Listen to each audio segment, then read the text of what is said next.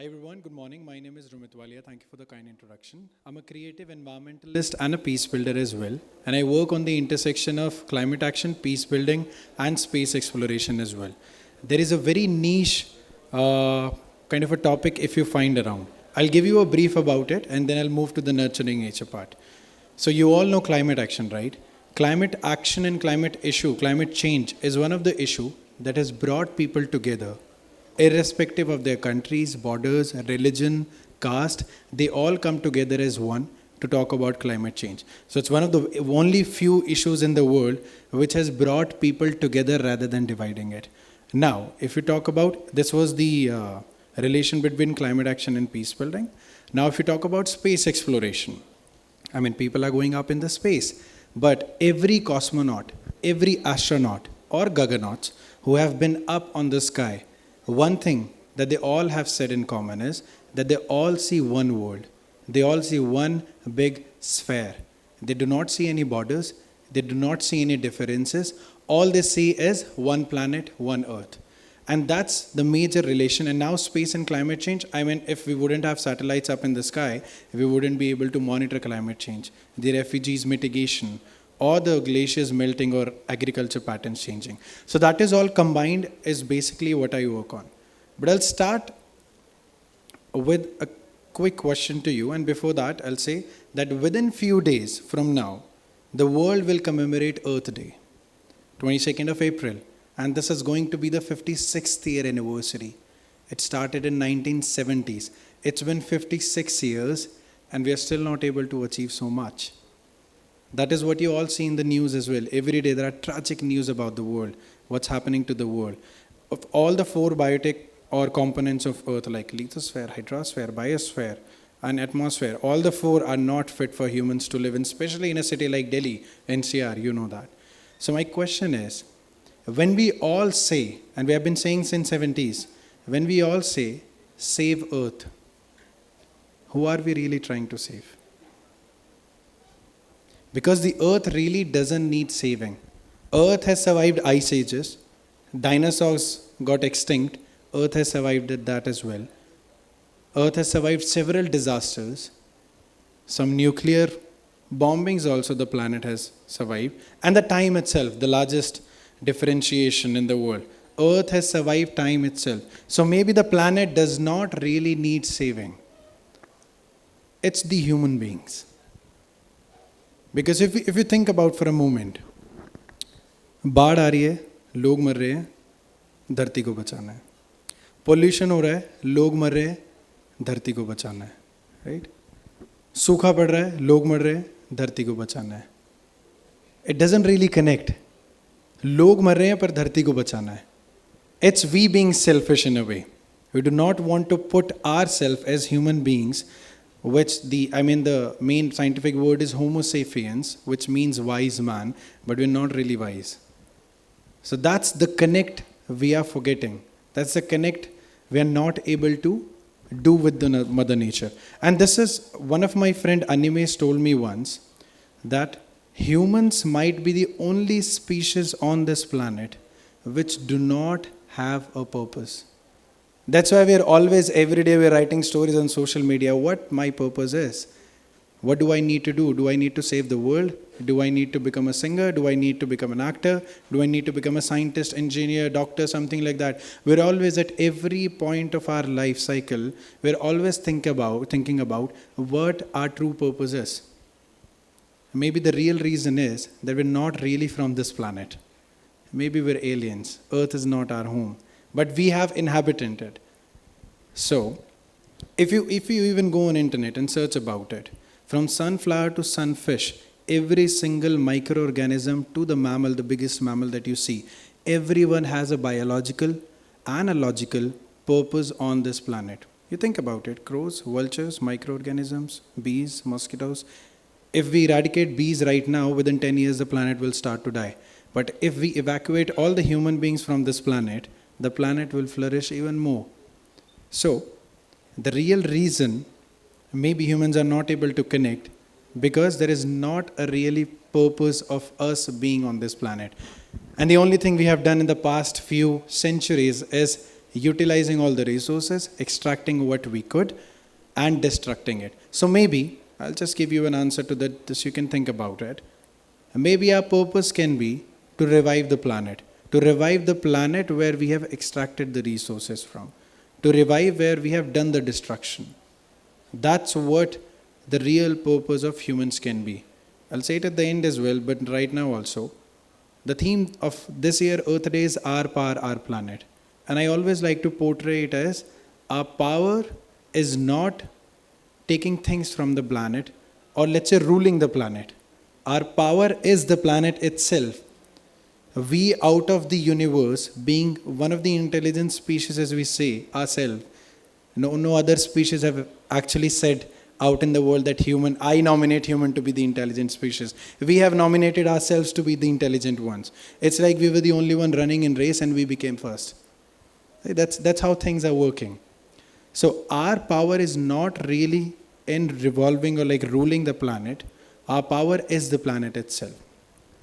Now let me take you a little bit towards my journey as well. I've been working with dozens of organizations internationally. We have our own group. We have a music group as well, which do things about climate, environment. But a major thing that people tend to forget is that environmentalism is not about doing more for the planet. In order to create a successful life, so-called successful life, we have forgotten the very thing that gave us life, nature. So we are not able to connect. Now, this life that we are mentioning basically is not successful if you're related to nature. It's successful if you're related to luxuries that we have, so-called luxuries that we always say. Right? So I've been working with a lot of organizations, and throughout these years, I have realized that people have this wrong definition of environmentalism, that is to do more about the planet. But the only successful thing that asks you to do less is environmentalism. It asks you to shop less, buy less, produce less. So environmentalism, if you really want to go out and save the planet or save yourself, you do not need to do more tasks. You need to do less. Less things which are degrading our planet. Things which are destructing our planet. So you need to make it less. That's the real definition of environmentalism. And that is all how it all started for me as well. I'm pretty sure most of you do this, what I also have been doing from several of these years. I connect very well with nature. When you go out in the grass, when you walk, when you sit, when you lie down in a park, when you go to the mountains or the beaches, when you go into the wildlife, when you see animals, when you see insects flying, when you see bees or birds flying and everything, when you see birds chirping in the morning, or when you see the wave sound, everything, you all get a little bit of a relaxing kind of a feeling, right? Now this is not something like very scientific. It's because the nature has this connection with human beings, but human beings do not have this connection back to the nature. So we're not escaping our life. That is another wrong term which I would like to correct through this TEDx. Whenever we go to mountains or beaches, we're not escaping our life. We're actually going to the real life that how we were supposed to be. We were not supposed to sit in an AC room. We were supposed to sit in the breeze that is out there. The heat waves also we have generated ourselves. It's not something that the earth had over the years. And where it had, we were not there.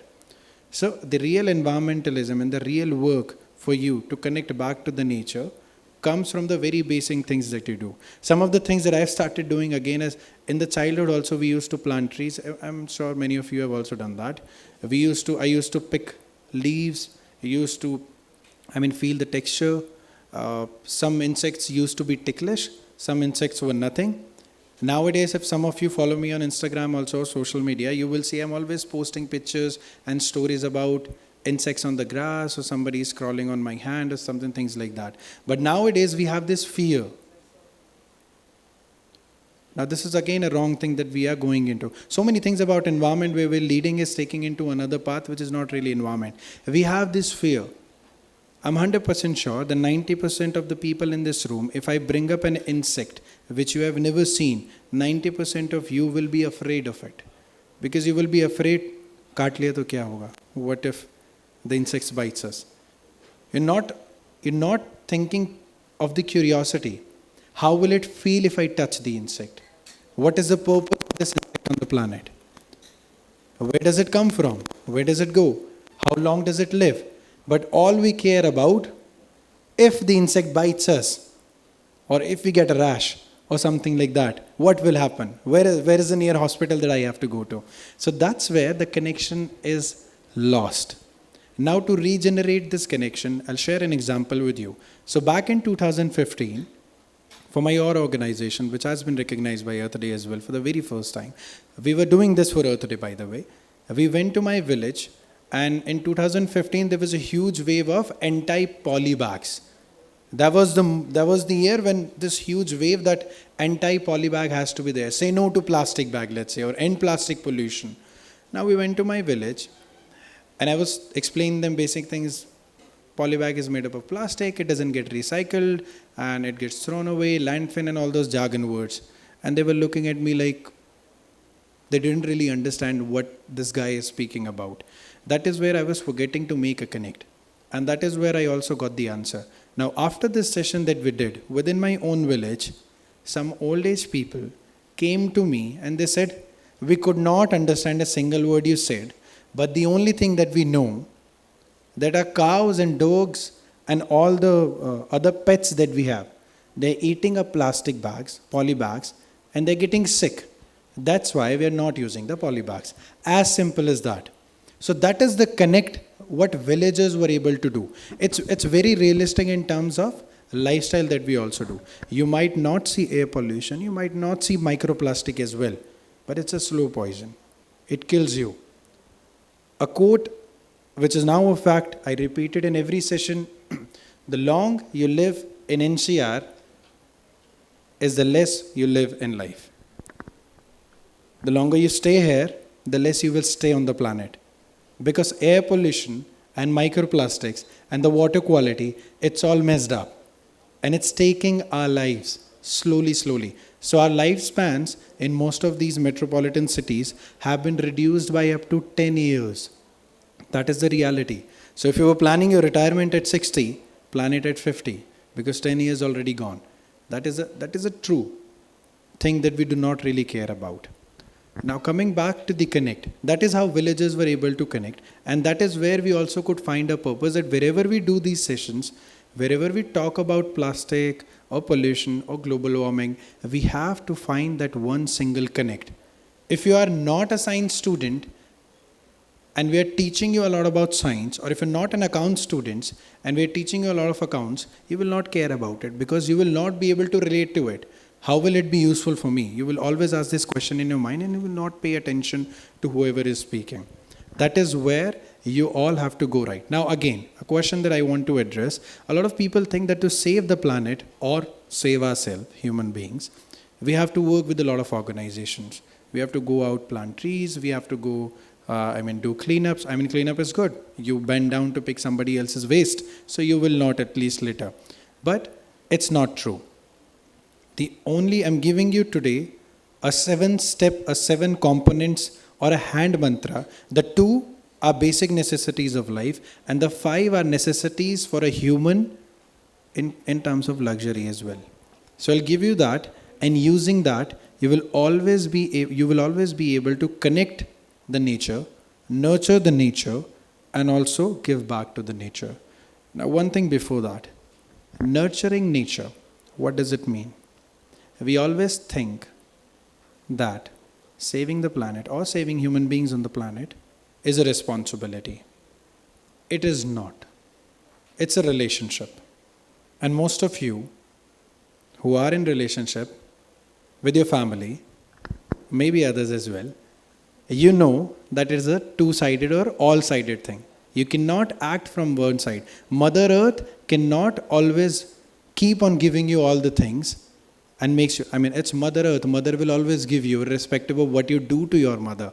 But it should be a both or all-side kind of a relationship. So until the point you understand that a relationship is the thing that we need to create with our nature, you will not be able to understand nurturing nature as well. Now coming to these 7 mantras. The very first 2 things that a human being need for its survival on the planet, one is air, that is oxygen, and second is water. Now, I do not need to tell you what you need to do in air and water and all the other things you know, but I'll still give you some mantras, some behavioral changes, patterns that you should remember. Use it in your life, and you'll be able to make a change, not just in your lifestyle, but also maybe when aliens comes from another planet, several years maybe later on, you can say that you were the one also responsible for the survival of the human beings on this planet with the destruction. So air, we always talk about the outside air quality. What you can do at your level is talk about the indoor air quality. At your home, use plants. You have so many plants. Go onto the internet, search about snake plants, money plants, things like that.